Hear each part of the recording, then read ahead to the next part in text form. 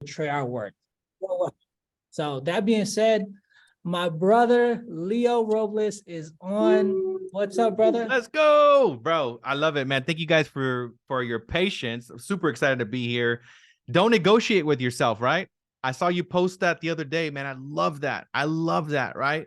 Because it's so simple to negotiate with yourself when we say, like, we're going to go ahead and sell 5 homes, 10 homes, 15 homes, 20 homes this month.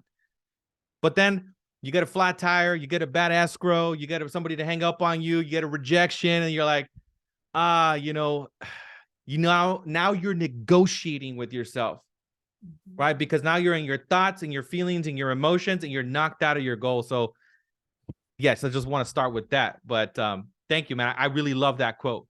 I love it, brother. Thank you again for being on. For those of you who don't know Leo, his resume is amazing. So just a few nuggets. 2,000 over 2,000 escrows closed. Over 1,800 people in his organization worldwide. We're not just saying in the United States. This man has agents worldwide. Over 550 flips. You see him, he speaks. I feel like he's at a freaking conference every single day. He's always speaking. Motivational coach. He also came from Keller Williams, ex-team leader. So this guy is amazing. That's who my future version of myself is looking to become. But give me like 2 years, I'll be there. Don't worry. I'll do it in half the time, bro. Yes. Yeah, 100%. 100%, bro, because the law of proximity, right? Yes. That's what it is, the law of proximity. 100%, man. Thank you so much. I am so grateful to be here. Thank you, Richard. Thank you, Marilu. Thank you for everybody. Time, as we already know, is the most valuable thing we got. So I am extremely grateful to have each and every one of your time and your presence. And also, I invite you to bring your awareness into this conversation, to be fully here now. That's one of the things I really want to say. Be fully here now, because my only intention here is to share with you guys information that are going to be life-changing, game-changing for your business, so you guys can absolutely crush it. So bring your awareness to the conversation. I want to challenge you guys to turn on your cameras, right? I know, obviously, we have Catalina, we got Vidi, we got Miss Marilu, Edwin, Richard, obviously, Armando, Eric. It's so awesome to be in these meetings, right, where I can see you guys, because, you know, it infuses the different energy. So thank you, Nicole. Thank you, Leticia. Thank you guys for turning on the camera, but I invite you to be fully here. Turn on the cameras. Hey, Bea, good to see you as well. Thank you for turning on your camera. Appreciate you guys. But let's get this party started up, bro. Let's get it started up. Yes, sir. Awesome, man. Let's get it started. You know, something that you told me that I learned from you was the power of intention and the law of proximity. Well, first I want to start with intention. So something that I learned from you was, with anything you do, I have to have an intention behind it first before I start. So where did you get that from? So there was that's a great question, by the way. That was a book that I read that's called The Power of Intention, interesting enough, by Wayne Dyer. That was the book that really got me to look at the intentionality of everything, because I started to see that was one of the books that really opened up that. So that's one of the books that I would highly recommend, The Power of Intention with Wayne Dyer. And I really started to see things differently, right? Before I was doing my routine, and I was very mechanical, kind of going through the day. I was making my calls. I was, doing the grind, right? But I wasn't aligned, right? I wasn't aligned with intention and really having that behind everything that I was doing. So I started to take some time, and I do this every morning. I do it before every conversation. I do it before every meeting, every speaking engagement. I have an intention. I write it down. So also, you might be thrown off guard. Maybe you get a call from a customer that all of a sudden, maybe they start yelling or something, right? Because they're upset about an escrow falling apart, or they just got the home inspection and they're freaking out because they've never seen it. And for you, you're like, dude, this is normal, right?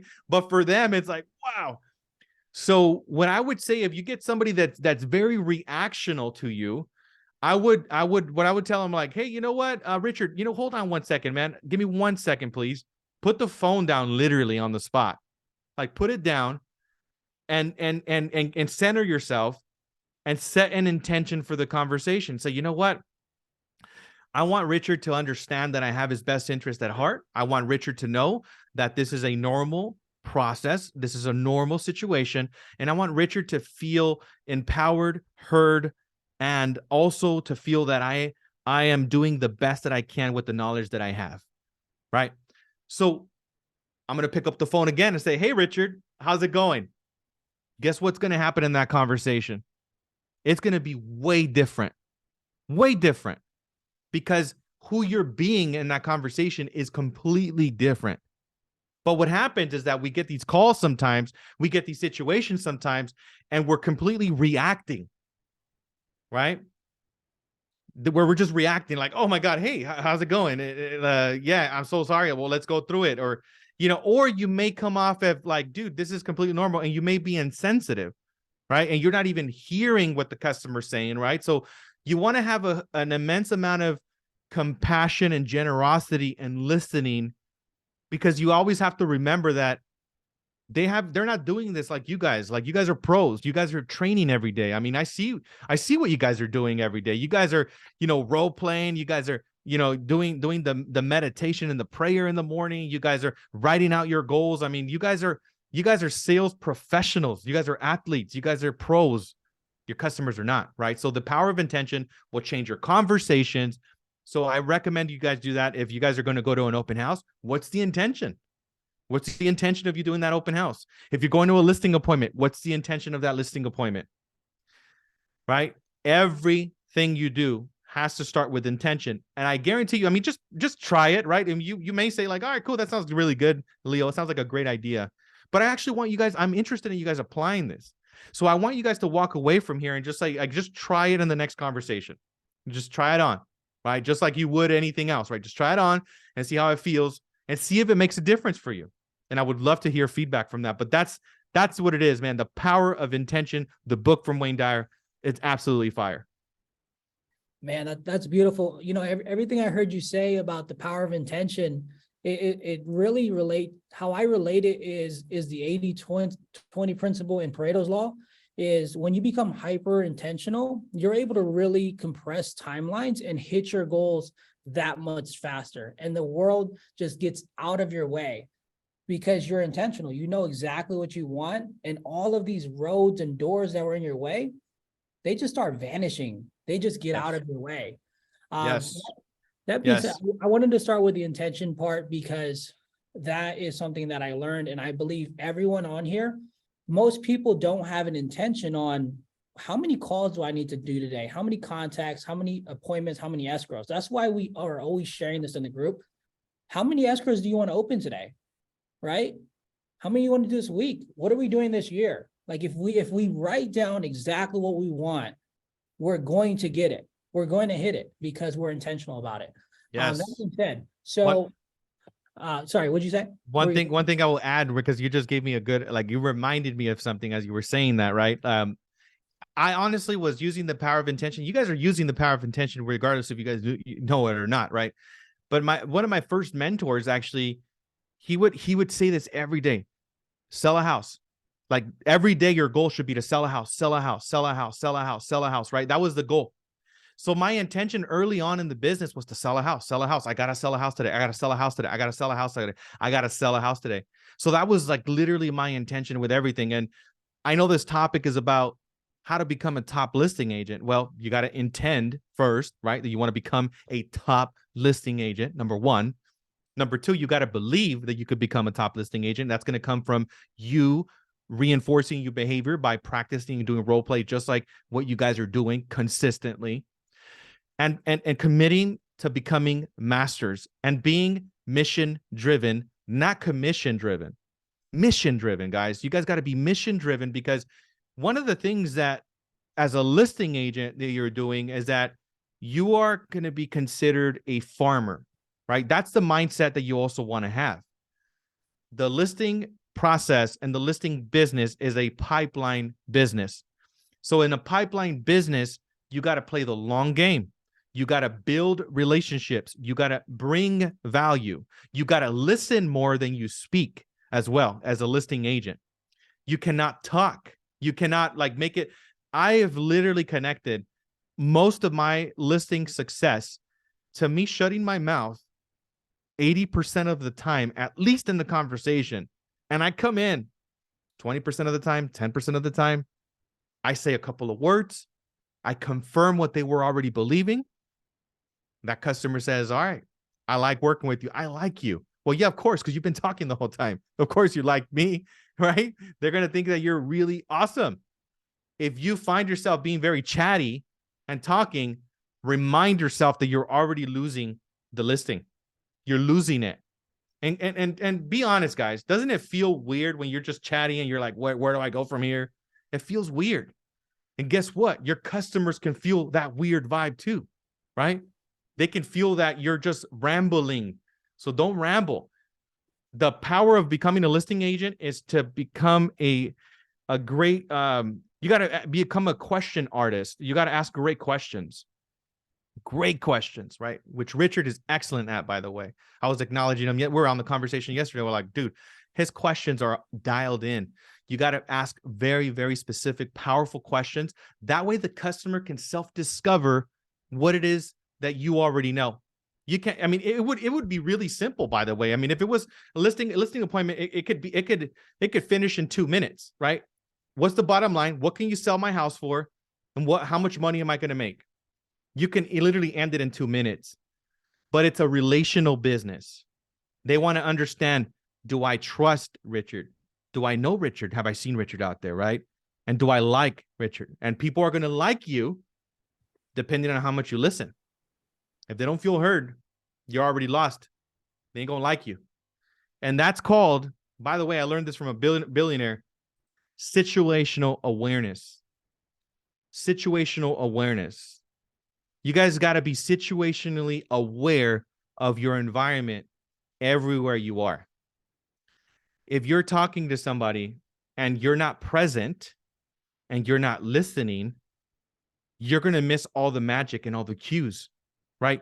As a listing agent, what I would do is that I would write out notes. I'm still listing agents every day, by the way. So I'm still doing the listing agent role. Marilu said this on the call the other day, like, hey, my friend, he's like, you're doing listing appointments like 10 times a day. I'm like, yeah, that's exactly what I'm doing. I'm doing exactly what you guys are doing. So if you want to become a top listing agent, you got to do a lot of listing appointments, and you got to be willing to do these appointments badly to become great at them. But, obviously, don't practice on your customers, practice with what we're doing now. So I will pause there, and I'm pretty sure you have more questions, Richard. Go for it, brother. Yeah, no, I appreciate that, man. So that being said, actually, I wanted to pile on one more thing. So when you're being intentional and having that self-talk, something I really felt and heard was that you were literally embedding commands into yourself, right? You know how we do embedded commands in NLP, except on our clients. But when you're doing intentions, you're embedding commands into yourself so you can feel good, right? Mm-hmm. Feel good when we're trying to help someone, right? So you want to come from contribution. So that was one nugget that I wanted to point out there. That being said, so you had a year where you did 150 escrows in a year, right? Is that right? 154. Yep. 154. So what was your routine like when you were doing that? Sheesh. Routine. I was waking up 5 o'clock in the morning. This was built up over a period of 6 years, right? So it was consistently getting larger and larger and larger every single year. And how I did 154 sales was because I had, I think, about 82 listings. So the cool thing is that listings attract transactions, right? They attract buyers. They attract other listings. So, everybody says this in real estate, we got to be like a walking, talking billboard. Well, listing signs are little billboards everywhere. So my routine was waking up at 5 a.m., setting my intentions, reading, feeding my mind. And I was showing up to my desk ready to go. Like I was going to meet a client like I'm showing up dressed up every day, right? Like you got to You got to, again, part of intention is you showing up with the intention that you're going to sign a listing today, right? So if you're not even dressed up and prepared for the opportunity, it's going to be really hard for you to get into an intention of you signing the listing. But guess what? If you got your mindset right, if you got your journal, you got your reading, you're dressed up, you're showing up, you're making your calls. That's what I was doing. I was showing up at my desk, and basically once 8 o'clock started up, I was hitting the phones, and I would practice for about 10, 15 minutes. I would just warm up, right? And for my purpose of listing, my main thing, I know you guys dial for sale by owners and expireds. I was actually dialing out neighborhoods. That was my favorite thing to do, because the neighborhood gave me the power to create duplication in a specific area.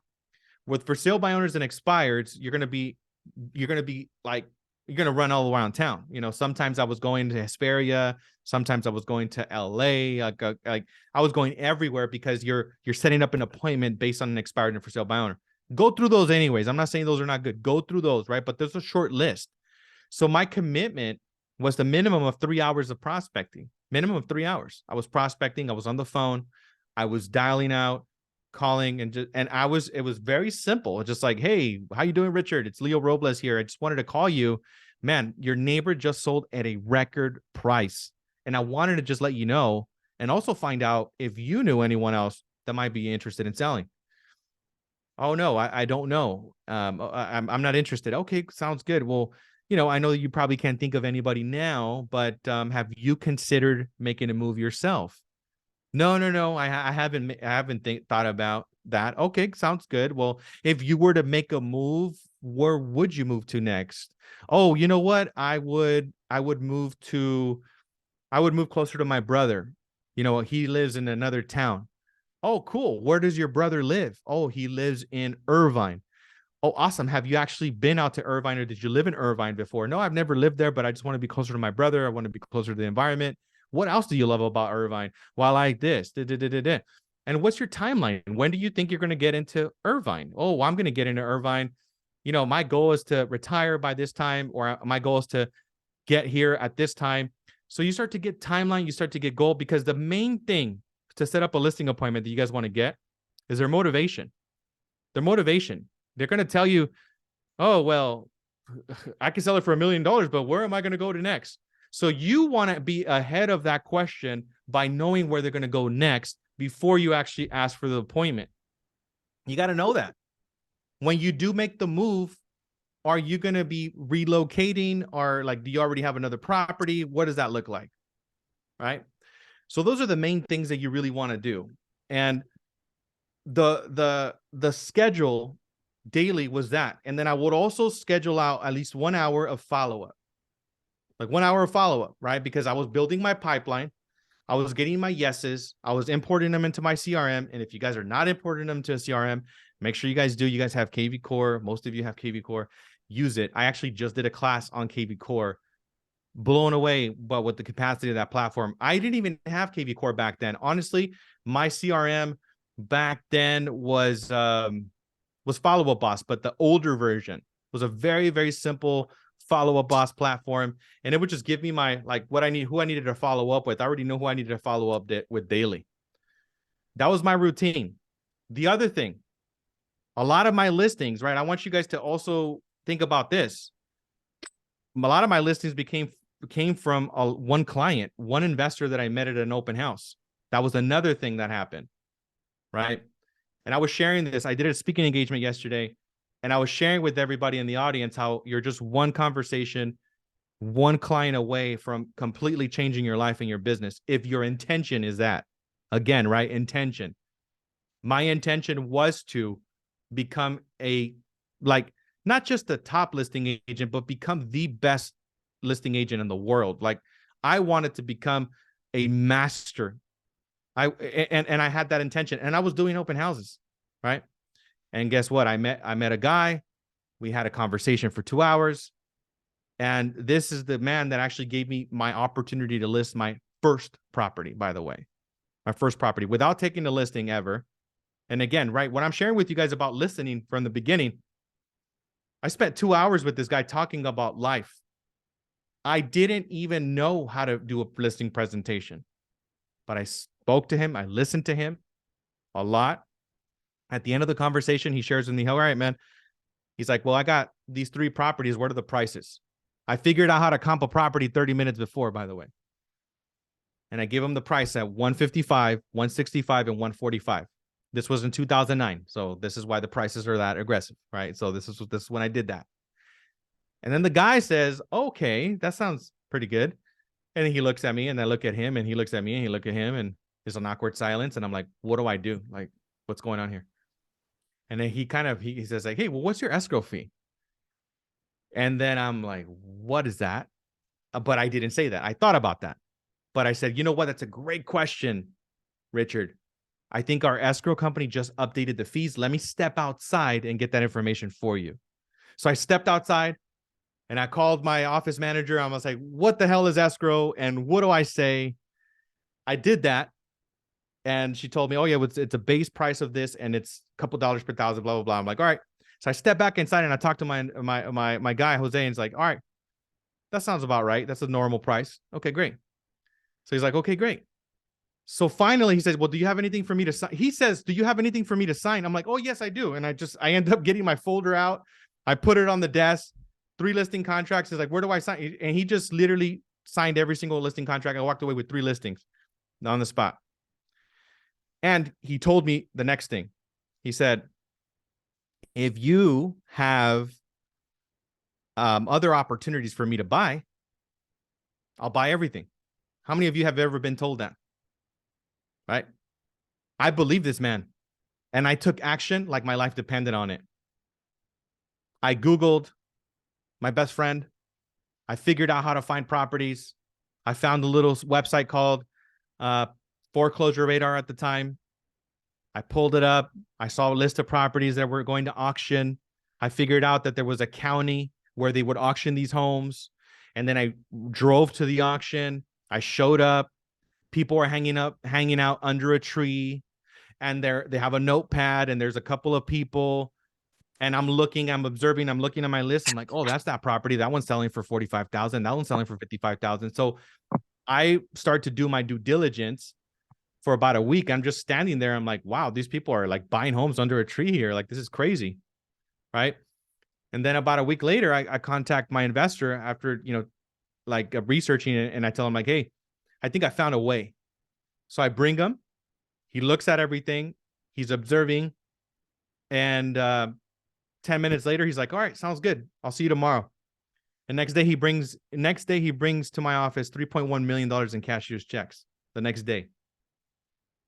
And I go from 0 to 30 listings in the next 30 days. And just for that one customer, I sold over 500 listings just for that one client. So that's not just a one-time thing, guys. Those kind of stories are out there. I hear kind of stories like that all the time. That is still possible right now, right? So that was a 550 of my transactions were investor owned. And then I started to leverage and a bunch of other things. But you guys think, oh yeah, it's so easy. No, I had to do every day. Also, when I was doing the investments, I had to pull up the list, find out which properties had an opening bid. I had to drive physically to each one of those properties. There were on average of 25 homes that I was looking at every single day. Every night I was driving and looking at these properties because I wanted to make sure that they were still physically there and they were not burned down. That was a lot of stuff that was happening like that back then. So I would look at the property, make sure it wasn't burnt down. And then from there, I would go back. And then in the morning at 7:30 in the morning, I was already calling title and making sure that each one of those 25 homes were clear and that what we were bidding on was a first trust deed. Because what happens if we bid on a second, right, which a lot of properties at that point had, we could lose all our money. So I had to research. I was on the phone, glued to the phone, 25 properties. And then guess what else I had to do? I had to run comps on every single one of the homes. I had run a CMA. So I had to have all this stuff ready daily by 8 a.m., CMAs, title searches, and previewing the properties. And my investor would pick up the phone when the auction opened up. And I'm like, all right, Leo, you got the information ready to go. And we would start bidding. And I said, well, what's the max that I can bid? Oh, you can bid 165 on this property. And I would hear him on the phone bidding. And I would like, as soon as he closed it out, all right, cool. Next thing I would have to do is go do a cash for keys. That was the next thing. I had to go knock on these doors because these homes were occupied. So I had to knock on the door and that took me, honestly, that was the longest process. It took me about a week or two to track people down and open up the door. But out of all those sales, I only had 3 people that we went to court for an eviction. See, a lot of you guys don't, maybe some of you know my story, but a lot of you guys don't. I lost my home in foreclosure early on in the business. My parents lost their home in foreclosure early on in the business. I got evicted 6 times during that time prior to me doing all this stuff. So I was an expert at foreclosures, right? That was my expertise. I got foreclosed on. That's how I knew the process. I knew cash for keys. I knew all that stuff because it happened to me. I was on the receiving end. So I knew how to do cash for keys because it happened to me. So as I say that, you got to look at your life like life is always happening for you. And always remember that life is not, it's like you can't connect the dots moving forward. You can only connect them looking backwards, like Steve Jobs said, right? So all of the things that you're going through, make sure you're just not going through them, that you're growing through them, right? You want to make sure you're growing through every single one of those situations and understand that there's a gift in each one of those things that are happening. So again, auctions, and circle prospecting. Those were my 2 things that I was doing. Very cool, man. No, I appreciate you sharing that story. I'm sure a lot of people found value in that. Actually, Bella looks like she had a question. I don't know if she's still there.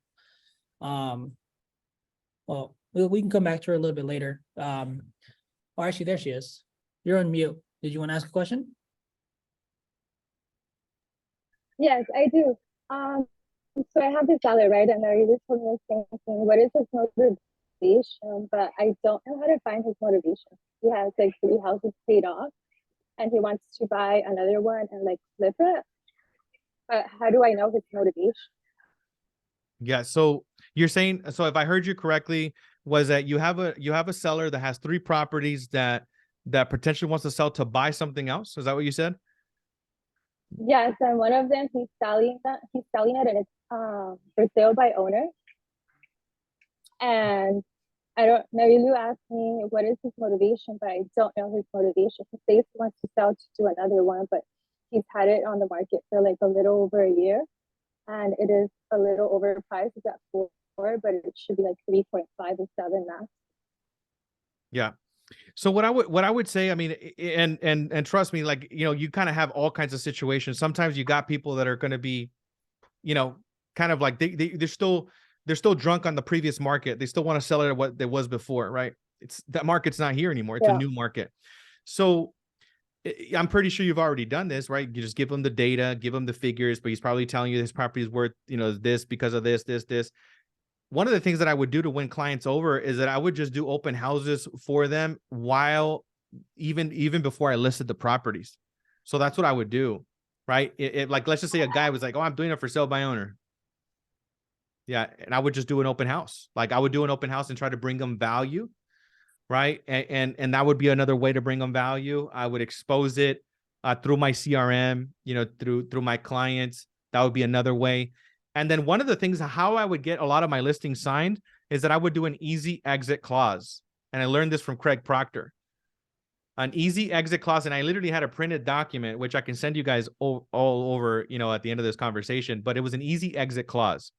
A lot of for sale by owners don't want to sign a listing contract because they don't want to feel committed and obligated to work with you if they decide not to sell or something, right? So I made it extremely easy for customers to cancel with me. Every single person that I ever met with and to sign a contract, I would let them know, like, look, I have an easy exit clause. I said, everything is performance based. If I am not delivering the value that I said I was going to do, if I don't help you to sell your home, then you can cancel anytime. And I literally told them I was willing to do that, by the way. I had no fear because I was again, intentional. I was getting new listings and I only want to work with the most motivated people anyways. Don't waste your time with people that are going to tell you, oh yeah, I'm going to sell at this price. I mean, are you really seriously going to sell or are you just kind of blowing smoke? Right. So you could tell them like that. Look, it's an easy exit clause. We're here at the closing table. Let's go ahead and sign the contract. And by the way, you can cancel at any time. Oh, no, but what if I change my mind? It's okay. All you got to do is send me an email and I'll cancel it off the market. I only want to work with you if you want to work with me. Trust me, it's going to be difficult for me to pick up your call if you're telling me you don't want to work with me, right? So easy exit clause is a really cool way to get somebody to sign. That's how I got a lot of my listing signs. I did I don't know if you guys have probably seen this advertisement where it says your home sold guaranteed in 15 days. I did that marketing as well. And I got a lot of calls from that too. And I would put bandit signs on the freeways. I would put, post on social media. But I would say something like, your home sold in 7 days guaranteed, or you pay me no commission. Sheesh. Guess what I would do? I would get a lot of calls, right? People are like, what? You're going to sell my home in 7 days? Are you going to pay me no commission? But guess what though?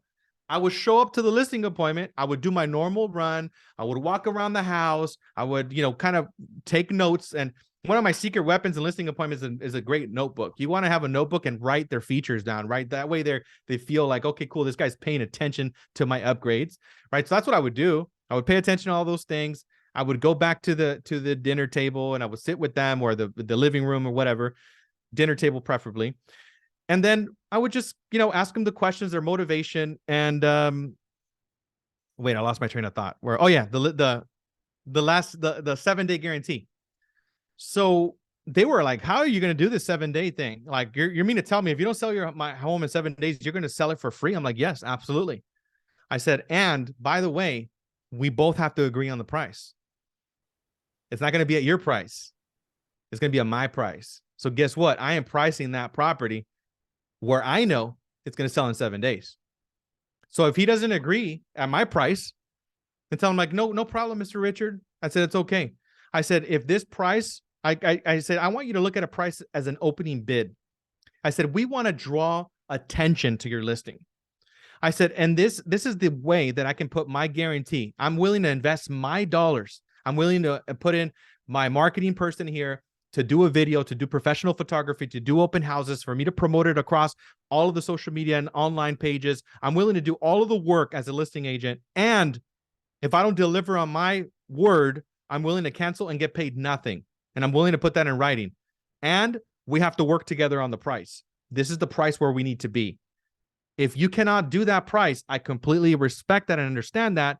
We're just going to go ahead and have to just do a normal agreement. A normal agreement looks like I can do it as little as 90 days. And again, it's all performance driven and you have an easy exit clause. So you can do either or. If you want to do the 90-day plan, cool. Go ahead and do the 90-day plan. If you feel like I am not doing my job as a listing agent, you can cancel on me. So this is what happened. I actually ended up signing one with the 7 days one time. And I was like, sheesh, right? Because everybody else kind of went the 90-day route. But one guy was like, no, I'm only going to give you 7 days. And he already had listed it 3 times and it didn't sell. But I was able to bring him down in the price though. I was able to get him down at a more realistic price. And like within like the first couple of days, I'm doing everything. I'm calling in the neighborhood. I'm doing open houses. I'm door knocking. I'm like promoting it everywhere. And I end up getting somebody to show it. But they don't actually submit an offer. So what I call my client on the day number 7 and I just say, hey, Richard, I just wanted to give you an update, man. I said, I just want to say thank you so much for the opportunity to work with you. The 7 days is here. I have somebody that is interested, but they're not committing to an offer just yet.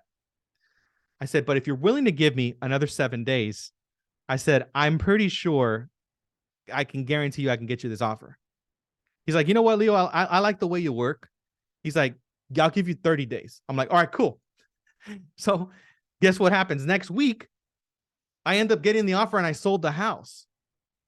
Right? So the 7 days, if you do an excellent job at keeping the customer up to date, if you do an excellent job of really building rapport, the customer is going to give you some leeway. That's like a worst case scenario, by the way. But even then, so what I would say is like the number one objective is that you guys got to get your phone to ring. You guys got to do an irresistible offer. You guys got to say something like that. Right now, that guarantee program is going to be fire. because everybody right now is going to be like, whoa, maybe you might not do 7 days. Maybe you do, hey, your home sold guaranteed in 21 days, right? Or 14 days, whatever you feel comfortable, confident with, or you will pay me 0 commission. And I would sign every single one of those contracts at 6% all the time. And then when they would try to bust me down on commission, I would tell them like, look, I'm willing to work with you. I said, because of the pricing and because you're agreeing to my terms, I said, there's a high probability that I can double end this listing. That I mean, I can procure a buyer myself. So I'm willing to reduce my commission down to 4% if I bring in the buyer directly. Does that work with you? And 99% of the time they would just agree with that. I was still signing it at 6. And that's what I would do. And I never double ended it because I would just put it under somebody on my team and we still got all the commission. That's what I did. Right. So you want to use an irresistible offer. You want to get calls in like that, use an easy exit clause. That I think right now will work really well because of the market conditions and the skepticism of people. That's how I would set up a lot of my appointments. Look. I understand you're getting called by 80 other people, but I got a guarantee program. I will sell your home in 14 days guaranteed, or you pay me no commission. Give me 5 minutes of your time. And I only sell them for 5 minutes. Once you're in the door, guys, take your, try to like, hey, I know you only gave me 5 minutes. I said, like, I'm going to go through it. I'm going to give you the price. I'm going to give you the details. They're going to give you the time. But you don't want to tell them it's going to, oh, you know what? I want to set up an appointment. It's going to be an hour. Don't even talk about time. Tell them I only need 5 minutes. I got a guaranteed program. I can sell your home in 14 days guaranteed, or you pay me 0 commission. I'm willing to put my money where my mouth is. I know a lot of other agents are calling you right now, and they're not saying this because they don't have the system and the process and the experience that I have. Are you available today at 2 o'clock? Oh, 2 o'clock doesn't work? Okay, cool. What about 6 o'clock? Okay, great. Do not take no for an answer. Keep asking questions, right? What happens is that you guys give up too easy in the conversation. What happens is that you get a no. Oh, no, I'm not available. Okay, great. Sounds good. I understand that you're not available then, but are you available tomorrow? Morning, afternoon, or evening? What time are you available? Play with them. Be excited. My intention is to have fun and set an appointment. My intention is to uplift people. My intention is to change people's lives when I'm on the phone with them. Actually, interesting story, connecting all of it to intention. My mom got a random prospecting call one time from a real estate agent. And when I, at this point in time, my mom was actually staying with me because she had to actually just split up with my dad, and she was staying with me temporarily. And my mom was going through like depression, pretty hard time, to be honest. But this one day I get home and she says, like, you know what? I was like, I spoke to one of the nicest people on the phone today. I'm like, what happened? It's like, yeah, I got a call from a real estate agent. He's like, I don't even have a home, and she's like, I don't even have a home, but he was so nice to me. He was so generous on the phone with me. He made me feel better about me. And she just said, I just hung up the phone, but it's so beautiful how people are just so generous with their time sometimes. And they just, that shifted your day. So some random person called my mom and made that difference for my mom that day. And I was like, wow, that's really cool. I can use the phone to change people's lives and change their perception by uplifting them with my energy and my positivity and my energy, right? Like, it's just, that was awesome. So that was talking about intention, right? Kind of connects everything to it. I love it, man. You know what? We're running a little short on time. I have 75 more questions for you, but I know that we'll be here till tomorrow, so we can't go through them. Right. So real quick before we get into crowd questions, shoot, I just lost my train of thought. It's okay. It's all right. Reel it back, brother. Reel it back. Here we go. This was the question. Okay, the mindset, right? Okay. If I'm a new agent, or I'm an agent first 2 years, let's say, and I want to go sell 100 homes, do I need to wait 5 years before that can happen? Can it happen this year?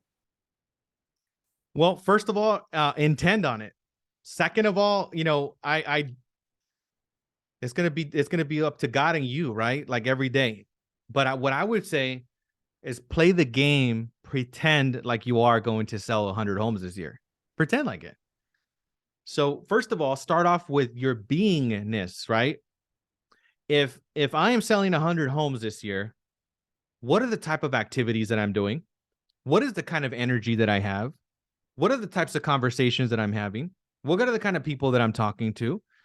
So you got to start off with that premise. That's going to give you the energy. So again, how realistic that is to you or not, it's going to be on your belief system.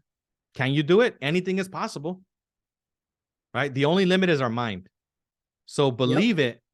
That's the first thing. Believe it and live it. Who do I need to become? Yeah. Who are the people already doing it? How do I Yes. close the gap? So, Exactly. yeah. Great question. Great question. What are the questions? I know you say you had 75. Let's go. At 75. Okay. You talked about listings being a pipeline game. What was your how did you structure your pipeline, and how did you make sure that you followed up appropriately and kept in touch with everybody? So really cool, right? I didn't like I said, I had the follow a boss, and one of my like things that I did though is I would use Google Sheets, and then I would post all of my clients. Like if I had a conversation, obviously with somebody, I would put in their Richard, last name, email, but I would see I like to see the pipeline, right? So I would see, oh, this one is green, this one's yellow, this one's red, like this one actually listed with someone else. So I would see it.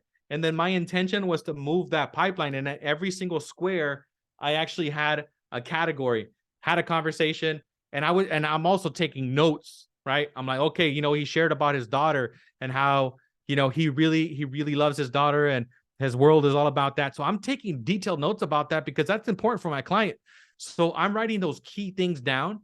So that's what I did, a CSV, and I saw it as a pipeline, and that's how I would move it. And then I even created sheets, right? And then I would say, okay, these are going to be my January listings. These are going to be my February listings. And somebody said, no, Richard, I'm not going to sell before April, man. Okay, so you're meaning to tell me that April is like your target date? Absolutely. Okay, great. So I would move that client to my April bucket, right? So I would move them, like you want to have all your buckets for the entire year, and you want to start to place them, because if you're doing this a lot, you're going to run across people all the time. They're going to say, yes, I am interested in selling. So what I want you guys to say is, okay, what is your timeline? When do you want to actually, list the property? When do you actually want to unleash it to the market, right? Like, where do you want to do that? Get that and actually put the pipeline there. So I would have my pipeline for January, for February, for March, for April, and I would have all my notes. That's how I would do it. I love it. I literally, I was speaking with a girl who she's gonna join my team. I think she might be on the call right now. I do the exact same system. I said, what if you added 2 people to your pipeline every single day, non-negotiable? In 1 month, if you only worked weekdays, you'd have 40 people in your pipeline. What if you did this for a year, right? You'd have 480 people in your pipeline. And eventually you're going to know, okay, if I have 20 people in January, more than likely I'm going to convert 25% of them. So I just need to have X amount at this stage. And I do the same thing. I color code it. Yep. Type the question into the chat real quick, and then we're going to get to it right now. So last question. What are the non-negotiables for an agent who wants to, their goal is to do at least 3 escrows a month? What's the non-negotiable habits they need to do? Open houses every single weekend, non-negotiable. If you don't have an appointment, you got to be on the phone with the buyer, a seller, or negotiating a contract. Like your only 3 jobs, guys, are talk to buyers, talk to sellers, negotiate contracts. So 3 escrows. If you're ramping up your business, you gotta do the open houses. I would knock on 5 doors to the left, knock on 5 doors to the right, knock at 10 doors in the front. And then what I would do, just because like open houses are like my passion, if I don't have an appointment that day, I would literally do an open house on that day, and I would use that open house as my office for the day. That's what I would do. I was literally, my office became the open house. I was doing open houses Monday through Sunday. I wasn't doing open houses just Saturday and Sunday. I was doing open houses Monday, Tuesday, Wednesday, Thursday, Friday, Saturday, Sunday. I would knock on the doors. People would see me, dude, I seen you here Tuesday, Wednesday. I would get listings on Wednesday from people walking into my open house. You better believe that there's not a lot of people walking into your open house during the week, but you better believe that the people that are walking into the open house are very committed to talking to your realtor. They're going to be higher quality converting customers that are walking through that door. But again, I was using that as my office, right? If I am a lion, I'm going to go to a water hole because I know the wildebeest is going to drink some water, right? That's going to be my target. So open houses for me are like the water hole, right? And again, knocking on the doors, prospecting, and I was my laptop, my headset, and I was literally prospecting and doing my dials from the open house. That's what I would do. Dial out, follow up. And back then, I wasn't even into social media.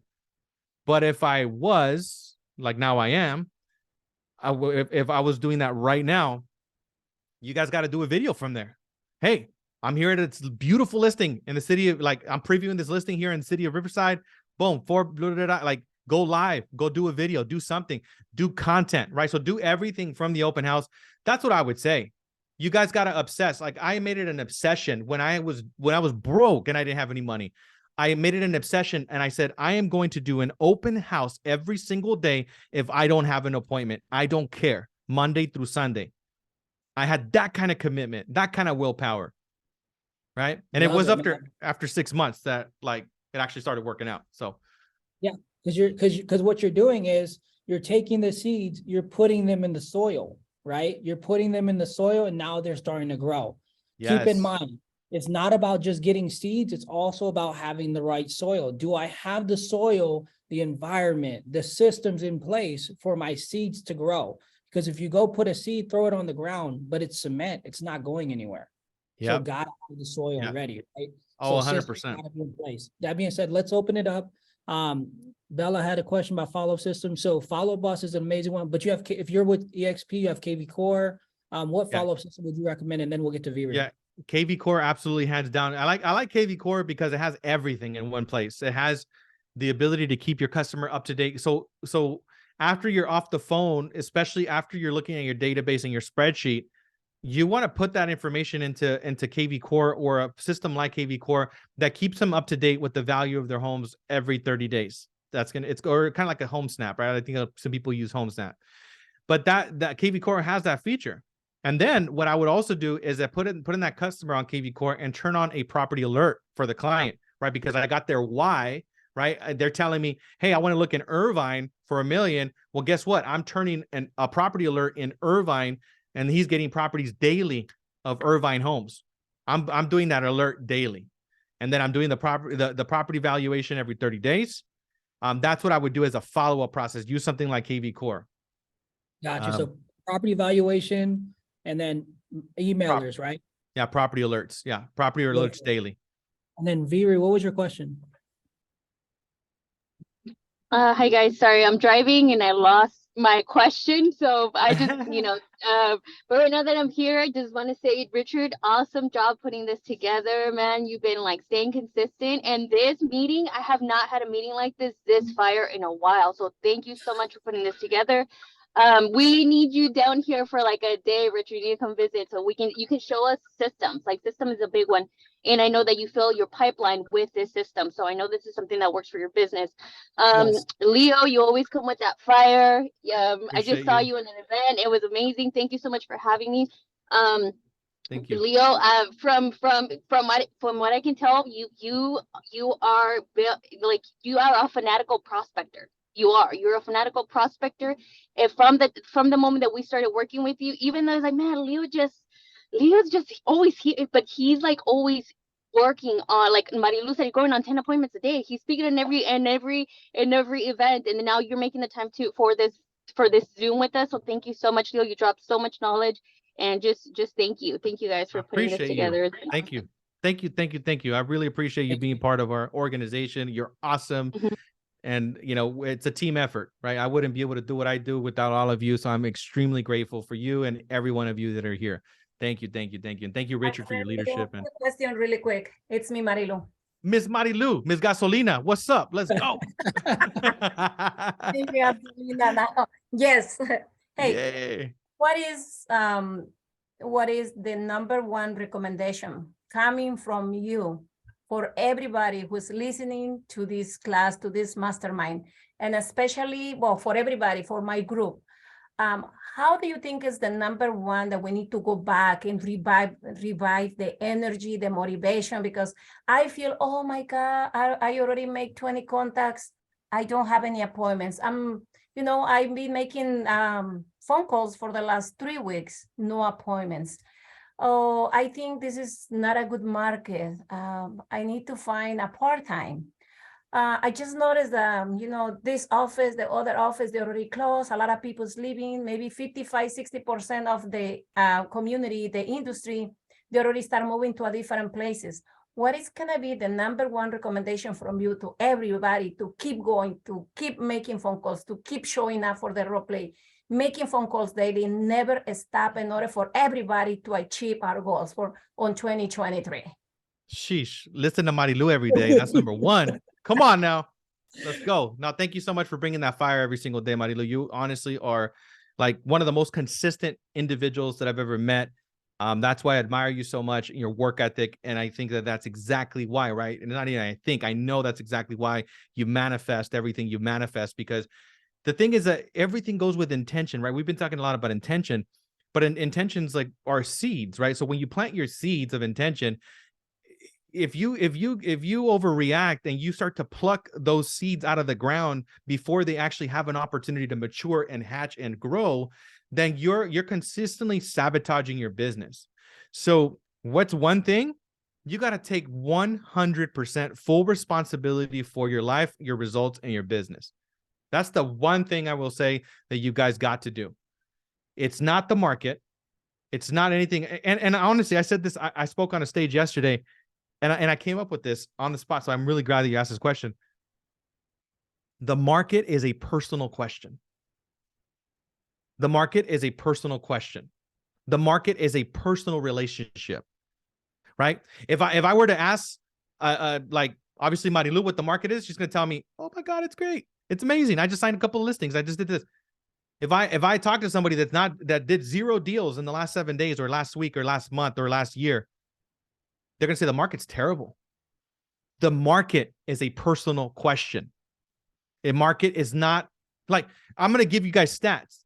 Last 7 days, we had 1.4 billion in 5 counties sold in the last 7 days. And I'm tracking LA, Riverside, San Bernardino, Orange County, and San Diego. 5 counties. We got people from all over the US right here. I'm not even counting your counties. I'm only counting 5 counties, and we did 1.4 billion in production in 7 days. So the number one question you got to ask yourself is, how much market share do I want right now? This is the golden age of your business. These changes are creating opportunities for you to actually take market share. If the market didn't shift the way it did, there would be no opportunity for you to come in and crush it and take market share. So it is a personal matter, the market. Literally, that's what it is. Like it's the number one thing, guys. And show up, be consistent, read, listen to audios, right? Surround yourself with great people. Surround yourself with people that are purpose-driven, that are mission-driven, right? You can't be commission-driven. That's why a lot of people are quitting the business right now, because they're commission-driven, right? We're just doing it because, and honestly, I understand we need money, right? I need money, right? I want money and I love money, right? But it doesn't drive what I do. Right. So you guys want to have the forefront being the mission of serving. And if you do that consistently over time, I'm telling you, God will bless you in ways that you can't even imagine. Like God will bless you in ways that you cannot imagine. I guarantee it. But you got to keep showing up to the activity constantly, because that's the secret to manifestation, the secret to, creating things. It's going to take the time. That's God's business. Right? That's God's business of when it's going to come in your life. Your business is to stay accountable and stay in relationship with the goal that you created for yourself. You're building something that nobody can see. I knew I was going to be talking to you guys. I knew I was going to be on these stages because I prepared myself for years, year after year after year after year of having literally me talking to myself on a camera and nobody's seeing what I'm doing, right? I got this energy has been the same no matter what, no matter how many people. If I'm talking to one human being, my intention is always to make a difference, a significant difference for that person, right? So if you're wanting to grow your business, guess what? People will forget what you say every single day of the week, but they will never forget how you make them feel. So if you make it an effort, an intention that every single buyer, every single seller, you're talking to them and you're making them feel greater, and they're like, man, that guy Richard, that gal Marilu, that gal Vidi, she's like making me feel great. They're going to remember you. They're going to remember you. You got to become memorable, because you don't want to be in the noise of thousands of people that are calling them. How are you going to go to the top? You connect them to their feelings. If you're connecting with people only with this, and you're not connecting with people from here, they're going to forget you every day of the week. That's the one thing. I know I went on a little tangent right there, but thank you for that question. I appreciate you guys. Let's go. Come on now. I love it, brother. I have a question. Yes, sir. Hey, Leo. Thank you for, first of all, thank you for taking the time to share some wisdom and knowledge with us. I had the pleasure to meet you last year. My question is, what actually motivates Leo to wake up every single day and is still hungry? And also, what's next for Leo? Jeez, that's a great question. Well, first of all, thank you, Eric. And I appreciate you being part of our organization. Thank you for asking the question and being here. Man, what motivates me to get out of bed every day? You guys motivate me 100%, because like I created this, right? So I'm living into what I created, like the manifestation of it. So you guys motivate me. You guys motivate me because this is what I wanted to do. So you guys motivate me a lot. I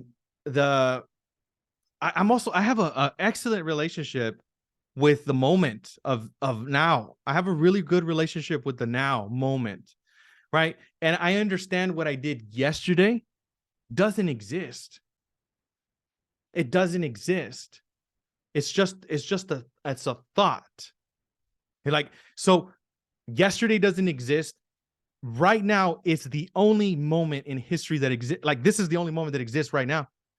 This is a living phenomenon right now. So you want to have a really great relationship with the now, right? Because that's what keeps me kind of like hungry. Because I'm hungry because one of the things that gets me like excited is that I get to be creative and to express myself and to think about things and then actually see things come into reality.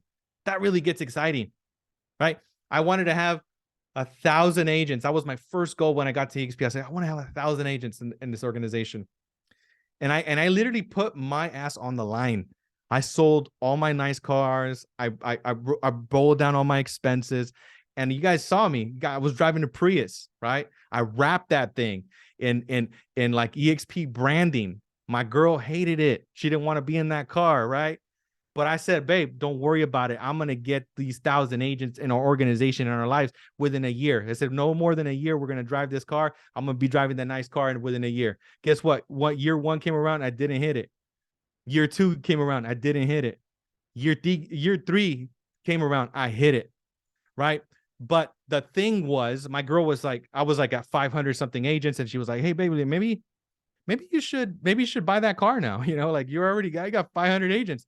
No, I said I was going to buy the car until I had 1,000, right? So when you set an intention, you got to make sure that you honor your agreement to yourself, right? And nobody else knew this goal, by the way. My girl was the only person that knew this goal. Very close people Marilu, yeah, very close people. I shared this, but there was key people that knew this, right? And for me, it was enough. For like 2 or 3 people that knew about my goal, I'm not going to let Marilu down. I'm not going to let my girl down. I'm not going to let these people down. I said my word is everything and everything I got. So what is next? Only God knows. I know that I'm going to continue to do what I'm doing. I'm going to continue to express myself and pour into people as much as I possibly can, because I think a life worth living is a life that when we give, right? So humanitarian projects and making a difference on a global scale. Next 10 years, I want to be partnered with 100,000 real estate professionals all over the world, and then we take all of this income that we're generating and we're making a global impact, right? So I need as many leaders as possible to come alongside that want to drive this thing, because that's not a me thing. It's a we thing, right? That's what keeps me going and motivated. I appreciate the question. I hope that answered your question. Thank you, Leo. Thank you. Thank you so much. Thank Alright. you. Love you. We One really more question? appreciate you. Yes, I got another like couple minutes, 5 minutes tops, because I do got to run. All right. Last question. Anyone want to jump in? And while they're thinking of it, man, I wanted to expand on one of your thoughts. You had said the relationship with yourself is going to be one of the biggest things for this market. I really like, me personally, I really believe it's the community you're in. Like, I think that the law of proximity is such an undervalued tool or law in this world that if everyone would adopt it, they would understand how to level up faster. Because if you just got around 5 millionaires, hey, guess what? You're there. Yeah. Just like that. So, Oh yeah. hey, who has a 100%. question? Yeah. Oh, I have what's a up, really Nicole? quick question. Hi. Hello there. I am pretty green. I've been in real estate in another state for about a year, but my dad is an investor and he was my only client, or is my only client right now. And then I'm just kind of getting myself into Nevada real estate. My question for you is, where you are right now, if you could give yourself when you started one piece of advice, what would that be? Piece of advice. It's really cool actually. So you're Nevada, one piece of advice like I would give myself is just I have really high standards for myself, right? I have really high standards. So a piece of advice is to be nicer to me. I would be nicer to me. Because that little voice in my head, I would beat myself up really bad, like in the beginning, because I was so driven, right? And I'm still so driven, but I have a great relationship with me, right? Like I'm not making myself wrong, and because our inner critic is the worst, right? We make ourselves really wrong for not achieving the things we want to achieve. So I would say, you know, having a great relationship with, like, you know, if I could speak to myself back then, I'm like, dude, be nice to yourself. Take care of yourself, take care of your health, invest into relationships more in the very beginning, because I didn't have a mission mindset. I had more of a commission mindset, right? So be very mission driven, very purpose driven, and you do that by building relationships. So make it about building relationships, making it about service, making sure that I have a great relationship with myself. And I wish I would have done more seminars earlier on in my career. I didn't do personal development seminars until stuff started to kind of fall apart in not in my financial life, but in other areas of my life. Like stuff started falling apart. So develop yourself. A course that I highly recommend is Landmark. Landmark is a great course. I would recommend that. The reason why I am unstoppable no matter what happens is because I have a direct relationship with the moment. And I, in addition to like a book, like a New Earth with Eckhart Tolle, which is a great book, a Landmark education was that sourcing that gave me. So I would do Landmark. I did it until 7 years after I started. And I had so many limiting beliefs, so many blind spots. Landmark gave me the ability to look at myself in the mirror. I'm like, wow, that's what I'm doing there. That's what I'm doing there. That's what I'm doing there. The only reason why I could speak in front of you guys and be confident and speak and be fully expressed is because I got all this from this course called Landmark. I was able to be unleashed because I was kind of living in my own little world. So that's what I would say. And don't negotiate with yourself, like what we started off with, right? You know, make sure that you honor your agreements always, what you say you're going to do. And last but not least, law of proximity, being in an environment where people are pulling you forward, because that makes such a profound difference. Such a profound difference. If I had been with a community like this in the beginning of my career, I probably wouldn't have gone through foreclosure. I wouldn't have had my car repossessed. I wouldn't have been evicted 6 times, because I would have had somebody that, like Harold, which became my mentor, my actual mentor, that gave me some really solid advice. So the power of you being in proximity to people that have your best interest at heart, not their best interest at heart. Yeah. Thank you. I really appreciate it.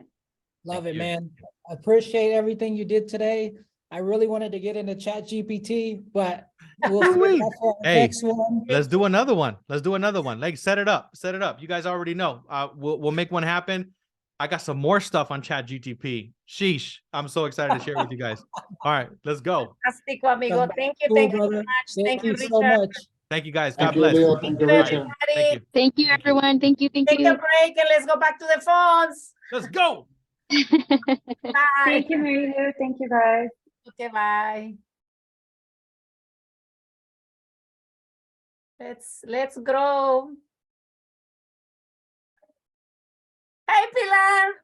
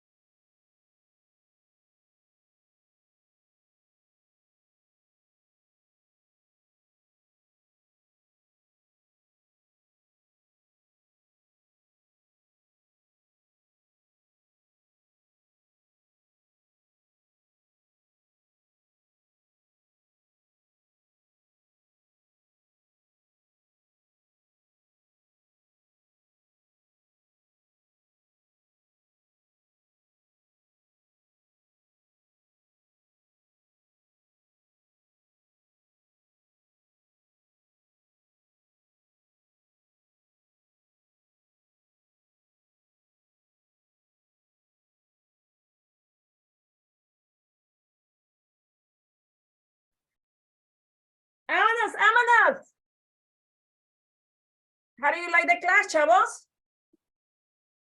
Súper buena. Ah, ¿ya ve? Que a veces con poquito estamos chillando y mucha gente ha pasado tanta cosa y no hemos tenido ayuda desde el principio. Y gente que tiene ahorita toda la ayuda, imagínense. Ujú. Oh my God, I need to stop my recording.